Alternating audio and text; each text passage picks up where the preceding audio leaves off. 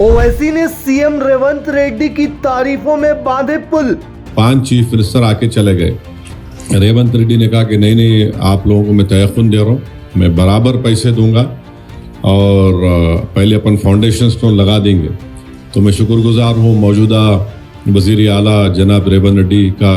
क्या चुनाव से पहले एआईएमआईएम और कांग्रेस का होगा गठबंधन? रेवंत रेड्डी के मुरीद हुए एआईएमआईएम चीफ असदुद्दीन ओवैसी। हमारी पार्टी ने आपसे कहा है कि हम आपके साथ हैं। सीएम रेड्डी ने भी एक साथ काम करने का किया ऐलान। एमआईएम पार्टी के साथ कांग्रेस पार्टी जोड़कर हैदराबाद शहर को तरक्की करने के लिए हम लोग कोशिश करेंगे। हमेशा कांग्रेस के लिए तीखे सुर रखने वाले असदुद्दीन ओवैसी की आवाज में अचानक मिठास आ गई। जी हाँ, ओवैसी के मुंह से सूबे के मुखिया रेवंत रेड्डी की तारीफ में निकले शब्द सियासी गलियारों में चर्चा का मुद्दा बन गया है। वीडियोस भी खूब वायरल हो रहे हैं। दरअसल मौका था मोतियों के शहर कहे जाने वाले हैदराबाद के सबसे लंबे जू पार्क आराम घर फ्लाईओवर का उद्घाटन करने का और ओल्ड सिटी मेट्रो की नींव रखने का। लेकिन इस खास मौके पर ओवैसी रेवंत रेड्डी को जेल में काटे गए पुराने दिनों की याद दिला कुछ ऐसा बोल गए जिसे सुनकर रेवंत रेड्डी के चेहरे पर भी मुस्कान आ गई। सबसे पहले आप सुनिए ओवैसी के वायरल बयान की वो क्लिप। कि रेवंत रेड्डी साहब ने उनके साथ जो जेल में थे उनको खाना पकाने वाले को उन्होंने फोटो ली, तो मैंने कहा रेवंत रेड्डी का कमिटमेंट है, रेवंत रेड्डी किसी को भूलते नहीं है। और तो मैं उनका भी शुक्रिया अदा करूंगा कि आप अपने जेल के साथी को नहीं भूले। वेरी गुड, ऐसा ही होना चाहिए। देखिए, सियासतदान जेल को जाते हैं, अब नहीं मालूम बहुत से लोग नहीं गए, यहाँ पर जाना भी चाहिए, उन लोगों को अंदाजा होगा। तो इसमें कोई डबल मीनिंग नहीं है। हमेशा कांग्रेस के लिए विरोधी सुर इख्तियार रखने वाले ओवैसी अचानक बदले क्यों नजर आए? ये तो कौन नहीं जानता कि जब भी कांग्रेस हारती है तो सबसे पहले ओवैसी को बीजेपी की बी टीम करार देती है, जिसके चलते ओवैसी अक्सर कांग्रेस से बिफरे रहते हैं। फिर भी ओवैसी यहाँ नरम क्यों पड़ गए? सवाल ये उठ रहे हैं।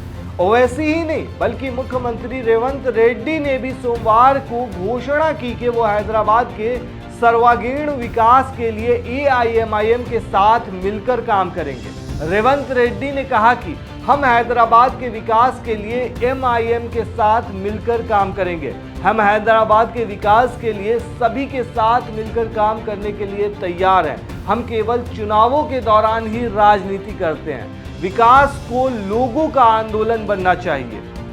आपको बता दें कि एआईएमआईएम सुप्रीमो असदुद्दीन ओवैसी और अन्य की मौजूदगी में दूसरे सबसे लंबे जू पार्क आरामगढ़ फ्लाईओवर का उद्घाटन करने के बाद रेवंत रेड्डी ने ये कहा, आज राजनीति कुछ नहीं, चुनाव हो गए, राजनीति खत्म हो गए। आज हैदराबाद तरक्की के लिए हम लोग दोनों मिलकर एमआईएम पार्टी के साथ कांग्रेस पार्टी जोड़कर हैदराबाद शहर को तरक्की करने के लिए हम लोग कोशिश करेंगे। जहां रेवंत रेड्डी ने दोस्ती का हाथ बढ़ाया तो वहीं ओवैसी ने भी रेवंत रेड्डी की तारीफों के पुल बांध दिए। असदुद्दीन ओवैसी ने जेल और वादों के बारे में बात की, जिससे कई लोगों ने अनुमान लगाया कि क्या वो किसी पूर्व मंत्री का जिक्र कर रहे हैं। उन्होंने कहा कि एक मीडिया मित्र ने मुझे बताया कि रेवंत रेड्डी एक ऐसे व्यक्ति को नहीं भूले हैं जिसने जेल में उनके लिए खाना बनाया था। मैं 1998 में 50 दिनों के लिए चंद्रबाबू नायडू शासन का मेहमान था। मुझे उम्मीद है कि मुख्यमंत्री रेवंत रेड्डी लोगों से किए गए अपने वादों को नहीं भूलेंगे। हमें उम्मीद है कि वो आगे बढ़ते रहेंगे और अपने राजनीतिक जीवन में नई ऊंचाइयों को छुएंगे। एक आज से चंद दिन पहले मुझे किसी एक मीडिया के आदमी ने कहा कि रेवंत रेड्डी साहब ने उनके साथ जो जेल में थे उनको खाना पकाने वाले को उन्होंने फोटो ली, तो मैंने कहा रेवंत रेड्डी का कमिटमेंट है, रेवंत रेड्डी किसी को भूलते नहीं है।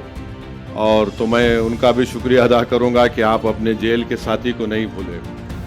वेरी गुड, ऐसा ही होना चाहिए। देखिए, सियासतदान जेल को जाते हैं, अब नहीं मालूम बहुत से लोग नहीं गए, यहाँ पर जाना भी चाहिए, उन लोगों को अंदाजा होगा।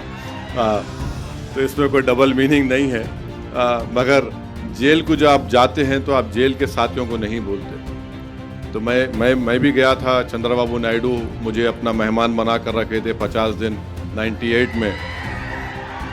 तो वो जो जेल में जो लोगों से आपकी मुलाकात होती तो आप भूलते नहीं उनको। मगर ये अच्छी चीज़ है कि chief minister Revanth Reddy chief minister बन गए, मगर उन्होंने उस शख्स को नहीं भूला।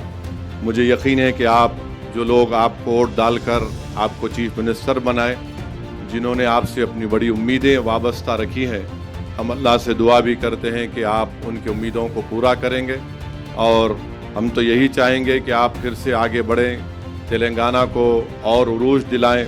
इस मौके पर असदुद्दीन ओवैसी ने ओल्ड सिटी मेट्रो के लिए नींव रखने यानी पत्थर रखने के लिए रेवंत की जमकर प्रशंसा भी की और कहा कि 5 मुख्यमंत्री एन चंद्रबाबू नायडू, वाईएस राजशेखर रेड्डी, के रोसैया, एन किरण कुमार रेड्डी और के चंद्रशेखर राव आए और चले गए, लेकिन मेट्रो रेल पर ध्यान नहीं दिया। हालांकि रेवंत रेड्डी ने ओल्ड सिटी मेट्रो की नींव रखी।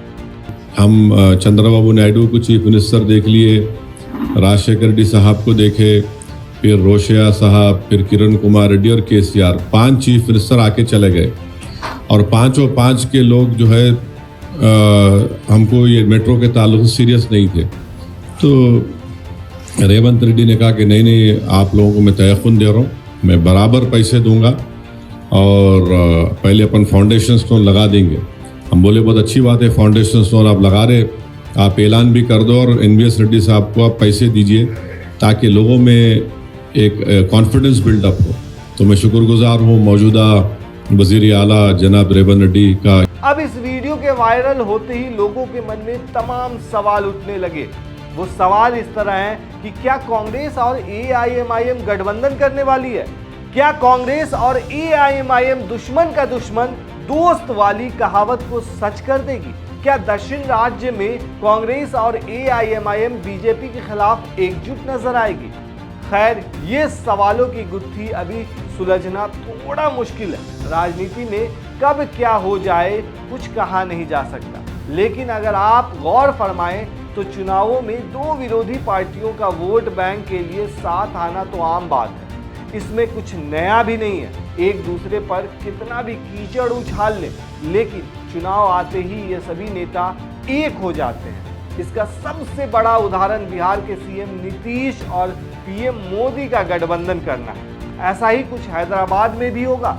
आपको याद दिला दें कि ग्रेटर हैदराबाद नगर निगम यानी कि GHMC चुनाव भी इसी साल होने वाले हैं। ऐसे में राजनीतिक विशेषज्ञों का मानना है कि ये इसी चुनाव से पहले बदलाव के संकेत हैं और ये बदलाव की हवा भी चुनाव के कारण ही है, क्योंकि उद्घाटन के मौके पर रेवंत ने भी कह दिया कि हम विजन 2050 का मसौदा तैयार कर रहे हैं, जिसमें हम अगले कुछ दशकों तक शहरों को टिकाऊ तरीके से पेयजल उपलब्ध कराने पर ध्यान केंद्रित कर रहे हैं। उन्होंने याद दिलाया कि तेलंगाना में सबसे लंबा फ्लाईओवर PVNR एक्सप्रेस पूर्व मुख्यमंत्री वाईएस राजशेखर रेड्डी ने पिछले कांग्रेस सरकार के दौरान बनाया था। वहीं अब कवायद नए फ्लाईओवर को लेकर शुरू हो गई है। दरअसल विधानसभा में AIMIM के नेता अकबरुद्दीन ओवैसी ने मुख्यमंत्री से ओल्ड सिटी के विकास के लिए पर्याप्त धन मुहैया कराने का आग्रह किया।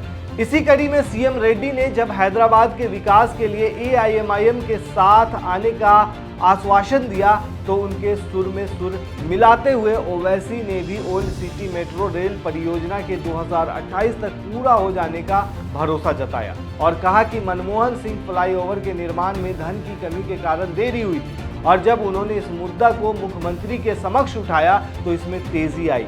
एक चीज और आपको यहाँ बता दें कि पूर्व PM मनमोहन सिंह के निधन के बाद कांग्रेस ने इस फ्लाईओवर को मनमोहन सिंह के नाम करने की घोषणा की है। हमारे म्युनिसिपल ऑफिसरों पे मैं आदेश दे रहा हूँ ये मंच से, ये फ्लाईओवर का नाम डॉक्टर मनमोहन सिंह जी फ्लाईओवर, इसका नाम तय कर दो। हालांकि GMC चुनाव दोनों पार्टियां एक साथ लड़ेंगी या नहीं उसकी अभी आधिकारिक घोषणा तो नहीं हुई है, लेकिन नेताओं के बदले बदले अंदाज और मिजाज कुछ इस ओर ही इशारा कर रहे हैं।